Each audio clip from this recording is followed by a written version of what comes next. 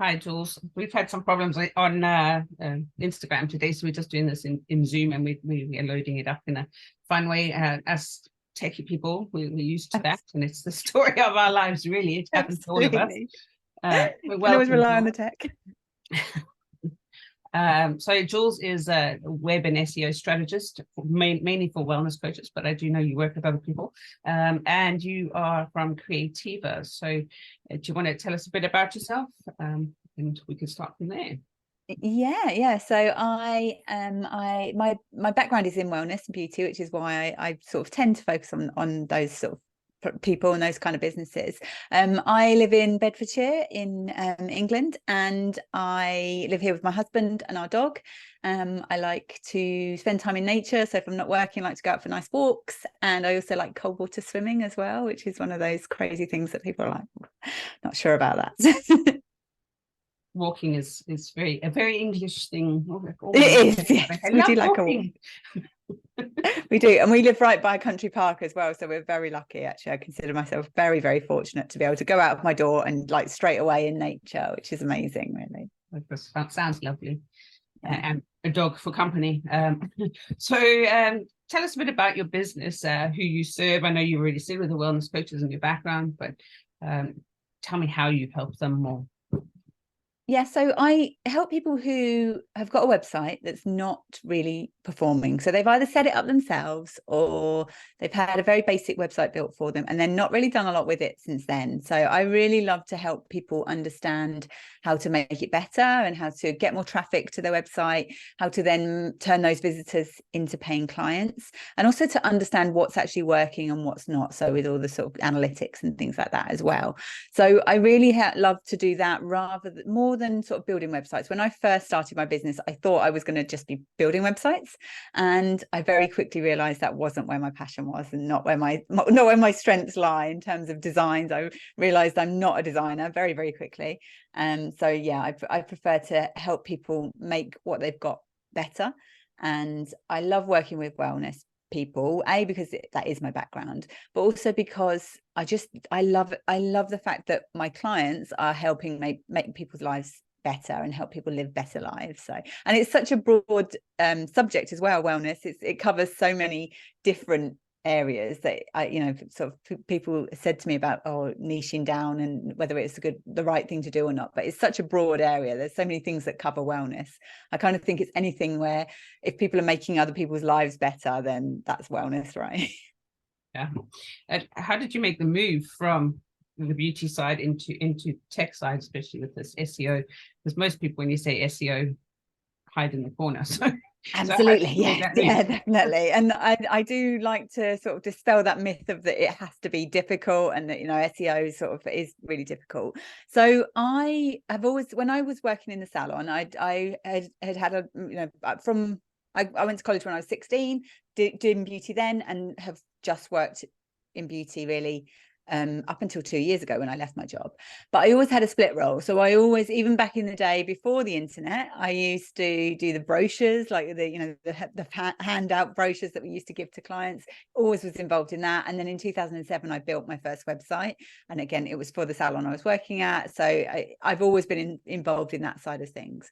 And I knew the beginning of 2020, I knew that I needed to make a move. I knew that I didn't want to be at retirement age and still be a beauty therapist. I knew my hands wouldn't last that long as well. So I was thinking at that point that I needed a change, but didn't really know what kind of route I could have out of being in the salon. So I obviously then COVID hit a couple of months later. This was sort of around January 2020. I was having those feelings of I need to do something different, and then COVID hit, and I had a pause and a chance to actually, I wasn't working because we were furloughed obviously, and the salon was closed. And I suddenly discovered this whole online world and all these amazing businesses out there that are earning money just purely from working online. And so I learned how to build websites properly using WordPress. And I then went back to work for a while. So I went back to work until December 2021. And then I decided to make that move and take the leap and go and work for myself and try and make a living doing that, really. So that's how I kind of went from working full time in a salon to doing what I'm doing now, really. That's great. That's a really nice story. I think COVID forced a lot of changes for a lot of people, and it's made us all have to think a little differently outside the box. It's certainly been a major catalyst for change. So yeah, I think for a lot of people as well, and I think certainly for a lot of women around my age, you get to this age and you just think, oh, okay, is this it? And because we didn't have kids, I'd never had a break in my career, so I'd never had that chance to pause. And so that was certainly, there were obviously that it was a very difficult time, and going from working in the salon, being very social job, to then suddenly being at home, it was a real eye opener, actually, of the fact that I'm a lot more social than I ever thought I was. So. Yes, I suppose I can see that, because you're one-on-one with a client when you're in the salons. One can be one to many, or collaborating with other business owners. So yeah, definitely. And it's going from literally touching people all day long to being sat here with just me and my computer screen. And it did take me a while to realize that was kind of affecting me, and that I did need to find some networking and find some people to talk with, really. So yeah. So what is one thing that you wish you knew before you started your business?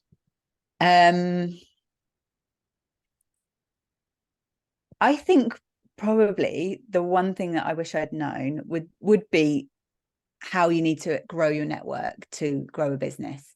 If I'd have known that and actually focused on getting to know some more people, I think the mental and emotional support that would have had, of not then going through those times of it just being really lonely, trying to build a business. And also, I think realizing that running a business doesn't come naturally. So I always sort of think, if I'd ever wanted to take on a new treatment in the salon, I would never have just thought, oh, I could have a go at that, and I'll learn along the way. You would go and do training, and you would probably get a certificate and do all the things that you need to do to then be able to go and start doing it on people. And I think with business, we quite often forget that there's that side of it as well. It's not just about the thing that you're actually delivering, it's also you've got to then run a business as well. So that's one thing I wish I had known, is how much I needed a network and how tough it is to actually run a business, and that it's not something that you just automatically know how to do as well. That's very true. Very true. I think when I moved, I found that I almost kind of compartmentalized everything that I used in corporate. And then when I came into this, I was thinking, hang on a minute, I used to do this all the time. Why am I making this so hard for myself? Yeah, absolutely. Reinventing the wheel as well. Yeah, definitely. So what do you think the beauty industry gave you that's helping you now in your more techie business? I think probably being able to talk to people. I think quite often in very techie industries, and certainly I've had this where I've come into, like, if I've done a few sort of podcast interviews and things, and people, and I've always, especially the first couple that you do, you really feel like, oh, should I be here, and get that imposter syndrome. And a couple of people have said to me, but you can actually talk to people, you actually know how to communicate. And often the people who are very, very techie, not often, but sometimes, they maybe don't have that side of things. Whereas actually my whole background in customer service and looking after people, and just that caring side of it, I think has really set me up well in terms of actually being able to build relationships and just loving people as well. That's the other thing, is that I realize how much I do actually enjoy people. So so if somebody was thinking of starting their business, maybe leaving their full-time role eventually, don't do it without setting up first. What would your advice be to them? That exact advice of set it up first. Set up a side hustle. If I was thinking about, what would I say to me 10 years ago, I would say start a side hustle, build that up a little bit, and then leave your job, because it's tough. It's tough trying to build a business when you're then go from a full-time wage to just relying on yourself. I think if you've got some structure and some clients in place, then it makes it a lot easier, definitely. It's definitely a big one. I think there's certainly the misconception that when you you just go get a website, get some business cards, get a brand, and that's your business. But people don't actually know who you are. So No, that's fine. Yeah, a lot of people worry about, oh, I can't put my website live in case somebody discovers it and it's not perfect. And actually, that's one of the hardest parts, is actually getting people to find it. Is, you know, you could put a website up and it's chances are nobody will see it for a long time, unless you're really promoting it and telling people about it, or you've done a lot with your SEO. And even then, if it's a brand new website, you're not going to get seen, just suddenly discovered by, or you're unlikely to anyway. Well, on that note, shall we talk a bit about SEO? So yeah, you have a lovely freebie for everybody on your website, which I will put the link in, but it's on your website, which is creativa.org.uk/ what is it? The / SEO report / dash SEO report. Yes. Yeah. If they go to the homepage, though, you'll see a little red bar and they can just click on it and get it through that. I did actually do it last week because I didn't want to come on here and tell people about it without having looked at it. It's a really comprehensive report. But can we tell people what we are looking at, or what's in the report, and what it means for them? Yeah, absolutely. So shall I start with a little bit of what actually is SEO? Because that often people, you know, we assume people know, but so SEO stands for search engine optimization. And essentially what it is that your website, when somebody is typing something into Google, then your website shows up. So that's the fundamentals of what SEO means. And the reason that SEO is good is because people are actually searching for your solution to their problem. So you're capturing them at that moment when they're looking for a solution, rather than trying to interrupt their scroll or trying to, you know, compete with cat videos and all the other things on social media. Then you've got much more chance of people actually becoming a client and converting into a client, if your website is set up well for that as well. If they actually are looking for something like what you do when they find you. So and what can they expect to find in the report? How does the report actually help them with the DIY side of so the SEO report, so it's basically to give you something to start thinking about your SEO. So what you do is you go and you give me you type in your web address and a keyword that you think people may be looking for, and a keyword is essentially what the things that people are typing into Google. And so if you've got, like, on your homepage, or the homepage would kind of be about what your business is in general. So for me, SEO strategist or SEO consultant, I would be wanting to show up for that on my homepage. So the report will tell you how you're doing against that keyword. So whether you are likely to be showing up, it gives you a score, and it tells you if there's things like, I noticed on yours, Victoria, you've got a one broken link on your website, and it's just a little link in your footer. So actually that's something you can go in and fix that quite easily. And it's something that can all help them, because Google wants to show websites that haven't got lots of broken links on, that they're trustworthy, they're entertaining, they're authoritative, and they're trustworthy. I've already said. So I think, what's the T? I've already said it. Trustworthy. So Google basically wants to deliver to its customers, the people that are doing the search, it wants to deliver quality websites. So it wants to deliver a website where people are going to go on it, they're going to find the information they need, and they're not going to be jumping off straight away, they're not going to be bouncing away straight away. So all that you can do to tell Google this is a website that's trustworthy, it's going to load quickly, it's not got load, you know, you've not got massive images that are going to then really slow the page speed back down. We've all been on those websites where the image gradually appears down the page like this, and quite often people will just leave, because they just, especially now our attention spans are getting shorter and shorter and shorter and load quickly. It needs to have interesting information. The information that comes up on the search results page needs to actually be relevant to what we're talking about on the page. So I think one of the mistakes that people often do, especially with some website builders, where there's a little box that says keywords, and they'll put some keywords in there, and then the page is nothing to do with that. And Google actually will now penalize you if you do put those keywords in there and the page isn't actually about that. And Google's getting cleverer and cleverer, so it can understand what your page is about. But SEO is also about putting the information on your page in a structured way, so that the Google's little robots that go out and crawl all the internet can actually understand that information as well. So yeah, the report helps with that. It just helps you to understand if there's anything that might be holding you back from showing up on Google. So if I go through the report and I think, oh no, this is, I don't know what you're talking about, here's way too confusing for me, how can people then work with you? So I offer a few different ways of working with me. I do have a DIY SEO membership. So if you want to tackle it yourself and you want to just have some, so it's a combination of training videos and also a platform that tells you step by step what to do with your website. I also offer power hours. So if somebody just wants to pick my brain for an hour, that's quite often how people will start out. If they've just got no idea what they're doing, and or they know, like 99 times out of 100, I talk to people, if I'm going to networking or something like that and have a conversation, they'll often say, oh, don't look at my website, it's awful. And people, it does seem to be a common thread that people think their website's awful and, oh, I need a whole new website. And the chances are you don't. I would very, very rarely say, yes, you need a whole new website, because unless you're changing your business entirely, then there's always something there, and starting with something is always easier than starting with a blank page.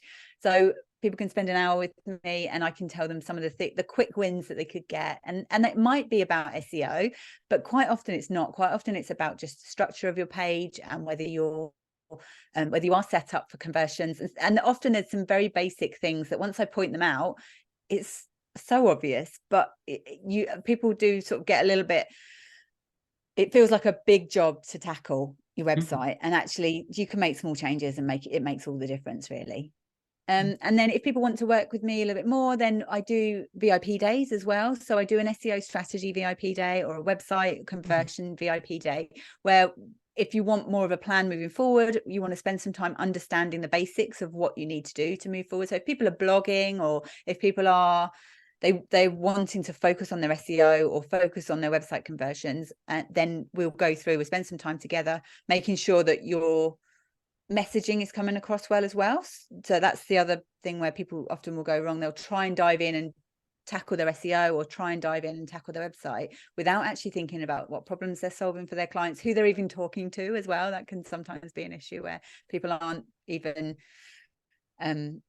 clear on who their client and who they're trying to attract, and also that whether they've got very different clients. So they might have people that have no idea that they're the solution to their problem, or people who are already aware and just need a little bit of hand holding to actually go through that conversion.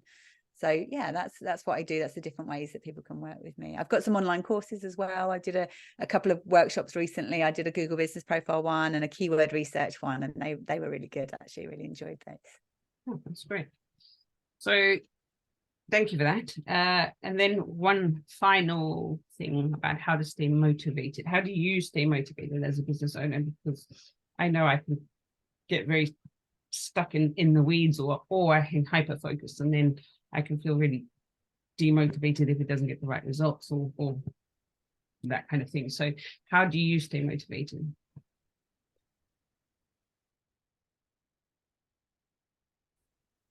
Having some things to listen to, I think. So like if I'm ever feeling a bit like deflated, or just feeling like a bit like, oh, what am I doing? Having some good podcasts to listen to, I think, is really important. So quite often I will listen to Mel Robbins. If I just feel like I need a boost to, yeah, come on, you can do this, then Mel Robbins is always a good one. But having those, I think, helps me. And structure, I think that's the big thing, is actually for me having that structure in my day, not expecting to get too much done as well. And that's something I feel like I'm working on all the time, of actually, okay, maybe if I just have one thing that I want to just get this one thing done today and feel good about it. And I do always feel really good when I actually cross things off of my to-do list, but I do have to have some things in place that then stops me on the shiny object syndrome. So making sure that actually I have some things set up in my browser that stops me from just reaching towards the social media icons, because you feel like you're doing something, especially when it's related to business, but actually it might not necessarily be moving my business forward. So I think that's where I sort of try and keep myself focused, is understanding my own shiny object syndrome tendencies, and then just having that backup there of these are the people that will help me to feel lifted and go and do that. If I feel myself dropping, then I do that. Okay, great. That's really great advice. Thanks, Jules. We're going to end it there. So I'm conscious that we probably have other meetings to go to. So thank you very much. Thank you. Now we'll put all the links below on the social media so people can access it. Yes.